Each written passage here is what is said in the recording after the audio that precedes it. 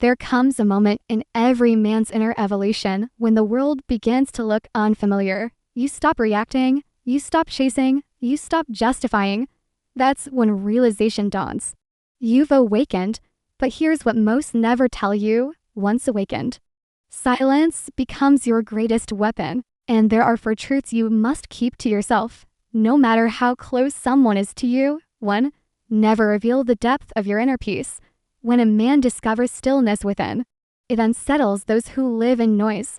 Most people exist in constant motion, craving attention, drama, validation. So when you remain calm in chaos, they misread you. They'll call you cold, distant, or emotionless.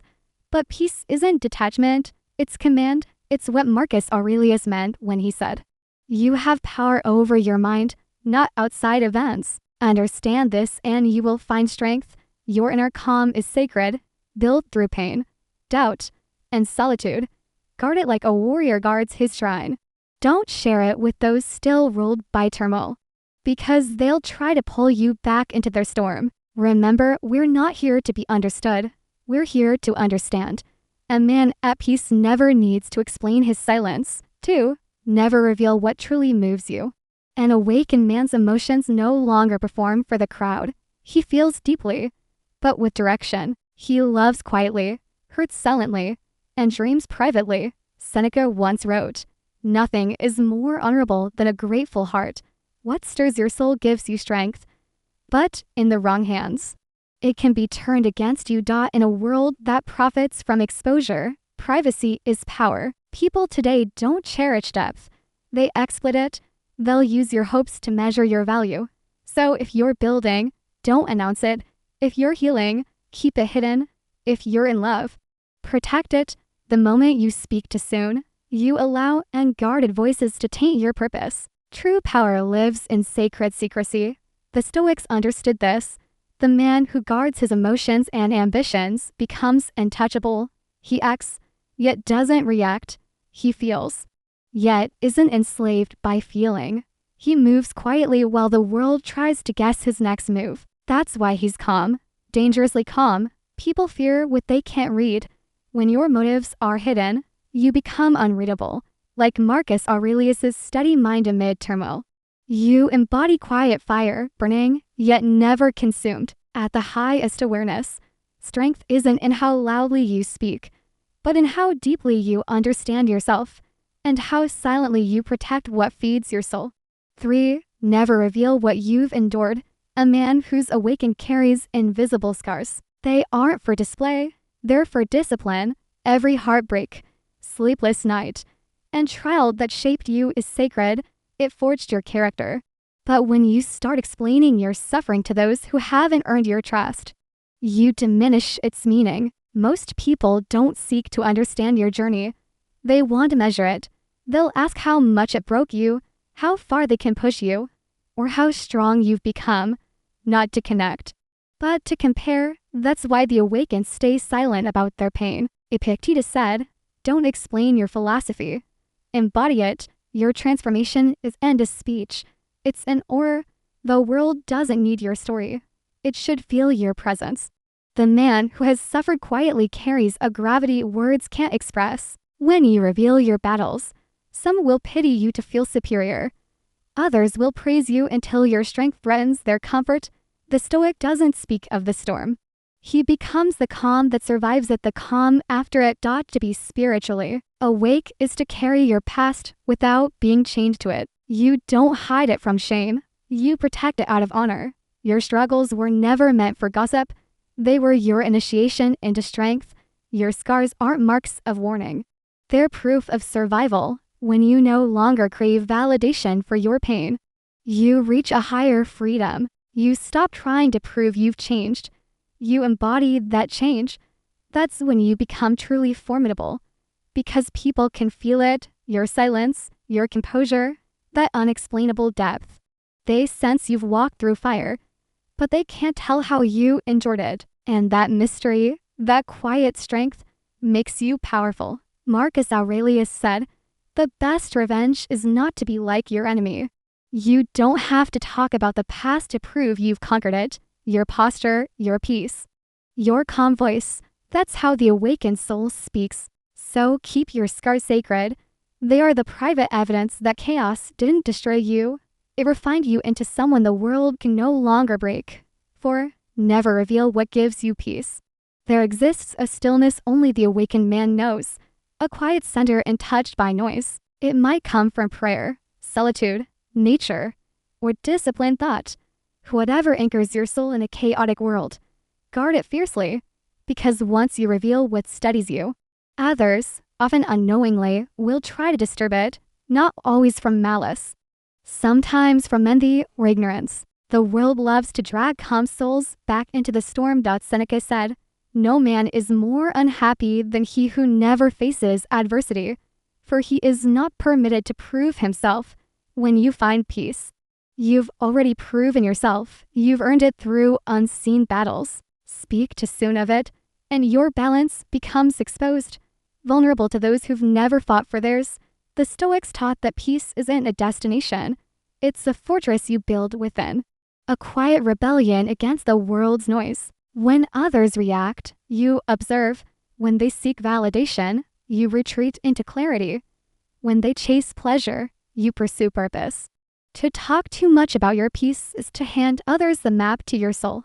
And once they know where your strength lies, some will try to invade it, mocking your calm, trivializing your discipline. So a wise man guards his inner temple like sacred flame, letting no unworthy wind touch it. Your peace is your power. It's what lets you see clearly when others panic. It's what keeps you grounded when the world shakes.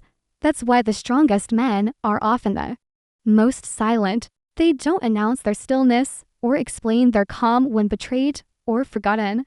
They remain unmoved, unreadable, untouchable. As Marcus Aurelius reminded us, you have power over your mind, not outside events. Realize this, and you will find strength. We guard our peace not from fear of losing it, but because we know its rarity.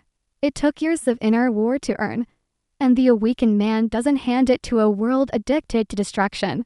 Let them wonder where your peace comes from. Let them mistake it for arrogance, mystery, or luck. The truth is simple. Your peace is your rebellion, and the man who protects it is already free. Bonus: never reveal the full story of what you've overcome.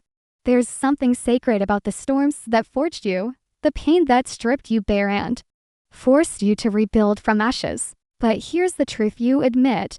Not everyone deserves to hear your story. Your wounds hold your wisdom, and wisdom loses its power when shared carelessly. The Stoics knew this well. They understood that suffering, when met with courage and discipline, transforms a man from within. Epictetus, once a slave, said, "Difficulties show what men are," and what he meant is simple: trials reveal character, but how you carry them reveals greatness. Your struggles are the furnace where your spirit is refined. The moment you survive what was meant to destroy you, you stop being ordinary. You become unreadable to the world. But when you share too much of that suffering with those who have never endured silence, they can't grasp its weight. To them, your scars are anecdotes, not symbols. They'll nod, they'll sympathize, maybe even admire, but they won't comprehend the sacred rebirth behind it. Some, trapped in their smallness, will even try to use your pain as a weapon. They'll say, "You've changed," as if change weren't the entire purpose of pain, to transform. That's why the wise man walks quietly through his resurrection. He doesn't announce it, he embodies it. He doesn't talk about what he's survived. He lets his stillness speak for him, because pain, when endured in solitude, grants something divine: clarity.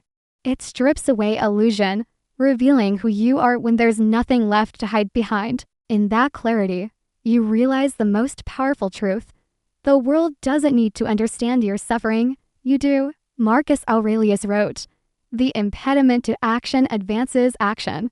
What stands in the way becomes the way." Your suffering wasn't an obstacle.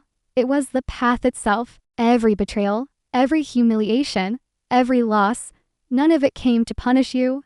It came to strengthen you, to awaken the still within. But today's world worships oversharing. as if confession equals courage. It doesn't. Uncontrolled vulnerability and strength. It's exposure disguised as bravery. True strength isn't in displaying your wounds for approval, but in carrying them with quiet dignity. There is a difference between hiding and protecting. To hide is to fear. To protect is to honor what you've survived.